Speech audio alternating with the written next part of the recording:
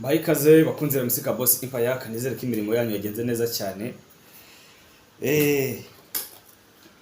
Imirimo yagenze neza nyine birumvikana n'umunsi uba wagenze neza cyane muri rusange. Turagatse rero turabiri kuvugwa hirya no hino by'umwihariko ku mirongo y'urugamba. By'umwihariko ku mirongo y'urugamba bihagaze bite ku mirongo y'urugamba ko ibintu bitoroshye. Ku mirongo y'urugamba ibintu ntabwo byoroshye rwose. Hirya no hino muri Sud Kivu, muri Nord Kivu, ntabwo byoroshye. Abana b'Abanyarwanda bakomeje kugwa muri aya mashyamba ni benshi cyane, barimo gupfa umunsi ku wundi. Mu by'ukuri bazira intambara z'ubuginga nk'uko nkunda kubivuga, intambara zitari ngombwa, intambara zitari ngombwa rwose. Nuko rero nabonye indege za FARDC z'intambara zongeye guhaguruka hirya no hino mu bice bitandukanye. Indege za FARDC rwose zongeye gutwika mu bice bitandukanye hirya no hino muri Nord ndetse no muri Sud Kivu. Wareba rero agatsiko karakomerewe cyane, ibyako rwose bikomeje kuba bibi cyane kurushaho, kubera ko aferi y'ibihano ikomeje kuzamura urwego. Kuba Kagame rwose yafatirwa ibihano ikomeje kuzamura urwego. Ariko mwibaze igihe Kagame bazamushyiriraho ibihano by'uko igihugu cyose azakandagiramo bazamuta muri yombi. Bibaho cyane rwose. Tugiye baba bakurangije burundu, noneho by'umwihariko igihugu nk'icyacu cy'u Rwanda akaboko kabo banze kugahina. Icyabo ni ugusahura no kwiba gusa. Bigeze kure ibintu by'ibihano rwose. Ntibiza batungure bari abagabo bashyiriho za embarigo zo kutarenga igihugu cyabo. Niba nabo bazigira nka ba Mugabe simbizi. Ariko bitegereje neza nyine bizamugendekera nk'uko byanigendekeye Riek Machar, ariko ntabwo bizatinda. Mugabo azayora bate batamuri yombi, ntabwo bizatinda. Bampatse ivugu nyine nuko bakora. Bampatse ivugu nuko bakora rwose. Nabyo kwirirwa babwira ati ngo dore nabafashije ibi nibi. Oya, igihe cyawe kigeze cyo kuba guturumbura baraguturumburaho rwose. Fa kuba nta nyungu kibinjiriza. Mu kiganiro cya mitono na bigarutse ndimo kubabwira bari abahirwe bose barimo kugana igihugu cy'u Burundi. Ndi no kuvuga ati ni igihe kirageze kugira ngo igihugu cy'u Burundi kibashe guprofita ayo mahirwe. Kuba abakire batangiye kubegera nkaba ariko Dangote urahoze ari perezida wa Nigeria, mu gitondo nabigarutseho ku buryo burambuye. Ariko igihe ni kingi kinyire kugira ngo Burundi baprofite, cyangwa se ubutegetsi bwa CNDD-FDD baprofita aya mahirwe abashoramari barimo kuzana. Kuko n'ubundi baje bikomeye, ntabwo ari urukundo rubazanye. N'ubundi simbo n'impamvu yo kubereka inyinya cyangwa se yo kubereka urukundo no kubasekera waya. Nta kindi rero nyine byose birimo kugendera nuko already barabaguza tunga bafite amakuru mbere y'igihe. Bahamaje kubona yuko i Kigali nta kintu kiri kuvamo mu minsi iri imbere, ubutegetsi buri buze guhirima bagahitamo kugenda hakiri kare. Kubona Dangote rwose akandagira mu Burundi byarantangaje cyane, byarantangaje. Noneho akaza mu Burundi agaragiwe n'uriya mugabo wahoze na perezida wa Nigeria, cyane ko yari inshuti yakadasohoka yakagunywe. Wareba muri Kenya nabo mu buryo batangiye gutsura umubano rwose n'igihugu cyabo cy'u Burundi. Ubona ko ari sawa cyane. Mbere yuko tunjira muri byose rero tubanze tugane muri rock. Opposition nyarwanda imwe hari rukumbi ifite imbaraga izana ducyura kugeza tugeze muri gakondo, akaba ari rock. Ibintu byiza cyane kabisa. Abashaka amakarita hari uburyo bwinshi cyane, nubwo bisa nk'ibigoye mu kuntu, ariko hari uburyo bwinshi cyane bwo kwishyura ikarita ikaba yakugeraho rwose. Ushaka kunyandikira kuri iyo nimero yacu iraho hasi, bazagufasha tukareba buryo ki ikarita yawe yakugeraho. Nanjye nakandikira umuntu mu gikari nkamubwira ati ko ufite umuntu ufite ubushake bihagaze gute, kandi akaba ari mu Rwanda cyangwa se muri Kenya cyangwa se dukora iki kugira ngo ikarita yiwe imugereho byanyabyo. Tugane rock rero turi benshi, tugane rock turi benshi cyane kugira ngo izatubere igisubizo.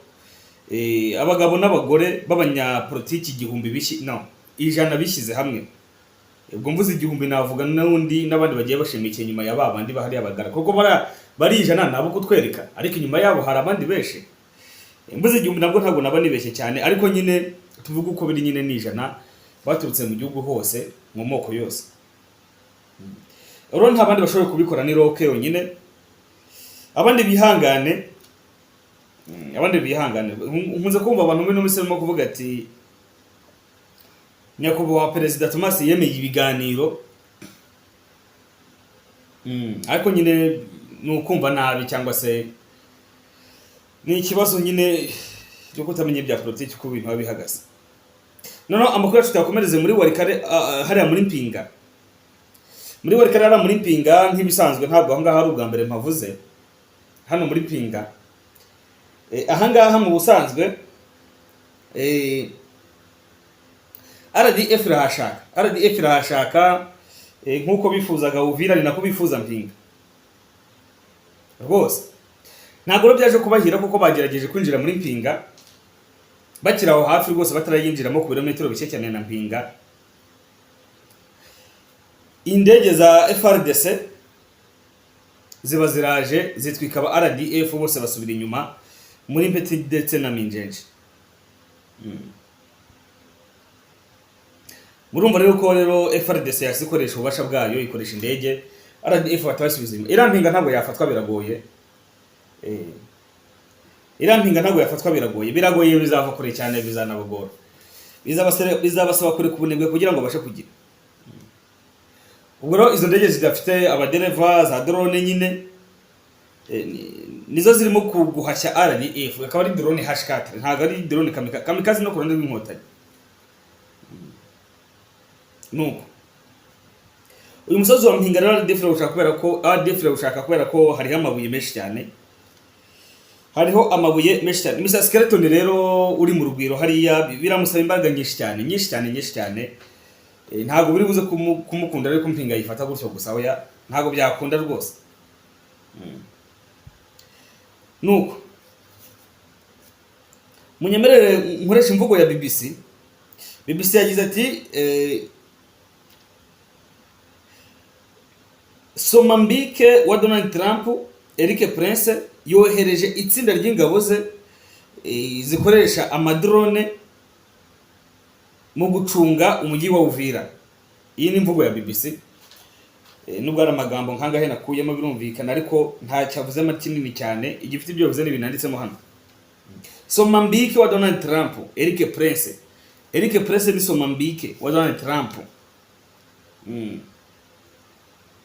Yohereje itsinda ry'ingabo zikoresha amadrone zijya kujya zikoresha amadrone mu gucunga umujyi wa Uvira. Kuko ari BBC bivuze murabyemera? Yego rwose murabyemera cyane.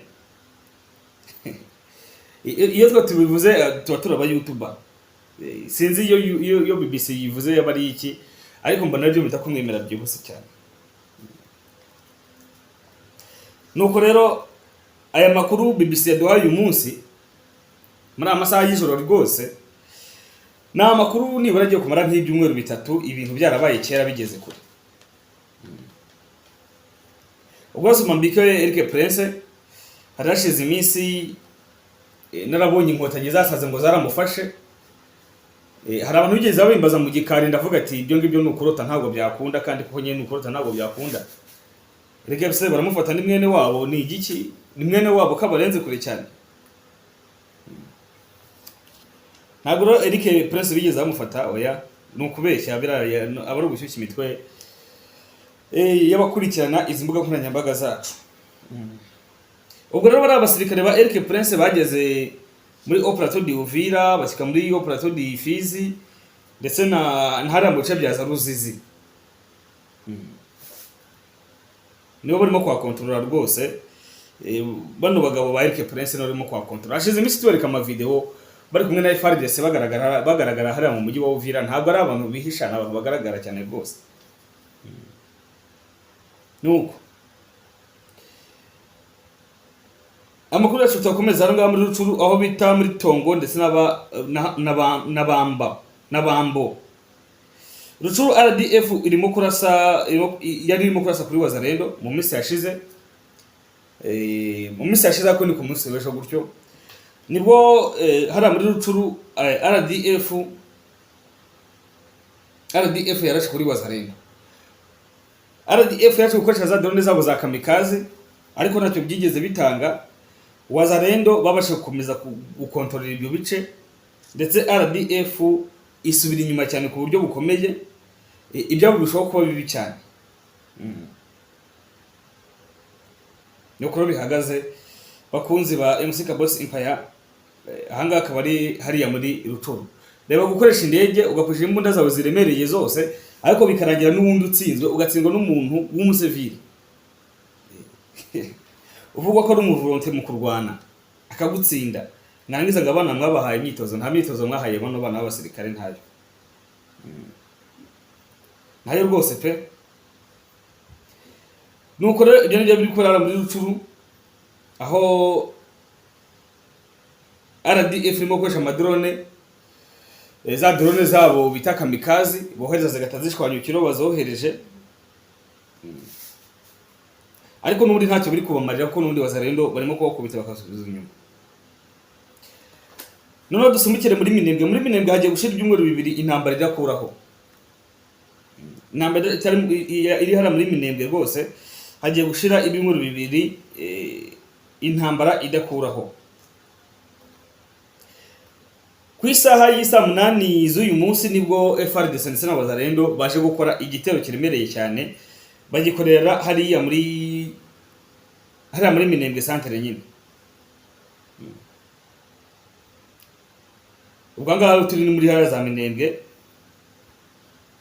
Murumva yuko rero FARDC baracyakomeje gahunda yabo yo kuvuga ati lazima umukongomani abeho nkuko abandi bakongomani bose babayeho. Nta bintu byo kuzana imitito mu kazi ntabihari ntabyo. Nuko rero bakunze rusika Bosi Empire nabonye hara muri Bukavu motari babashimuse ku bwinshi.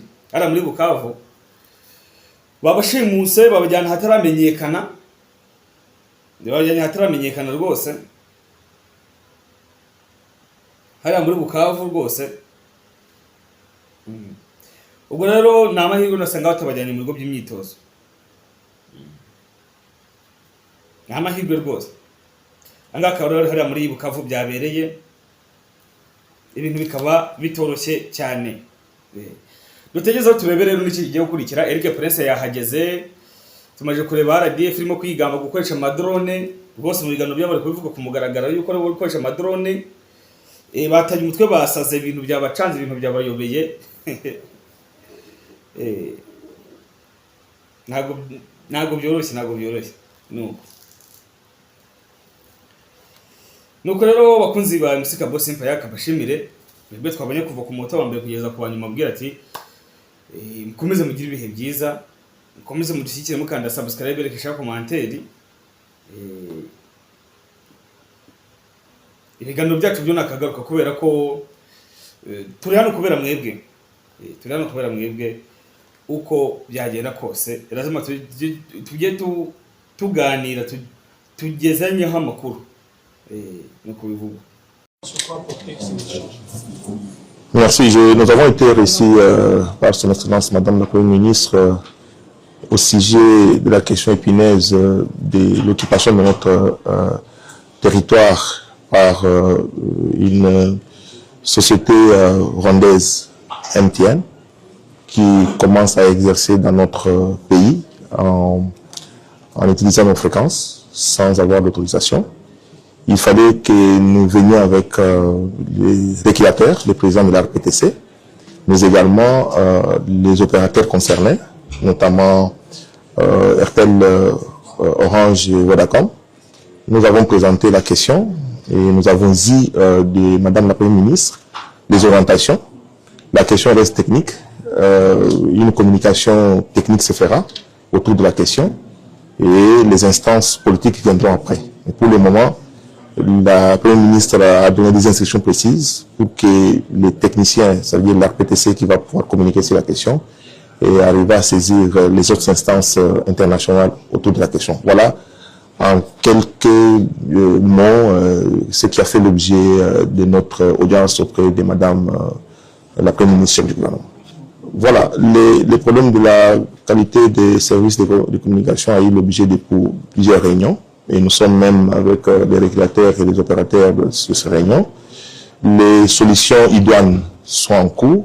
Je crois que le gouvernement, à travers le Fonds de développement de services universels, nous sommes en cours de solutions, et je crois la connectivité des 145 territoires, la réduction de la fatigue numérique, c'est en train de se faire. Le gouvernement a pris des dispositions. Nous sommes en cours de pouvoir. Toutes les provinces seront bientôt connectées, et c'est cela le programme d'action du gouvernement. Nous allons pouvoir nous battre pour que les questions, il y a encore des choses à faire, mais les solutions idoines sont en cours.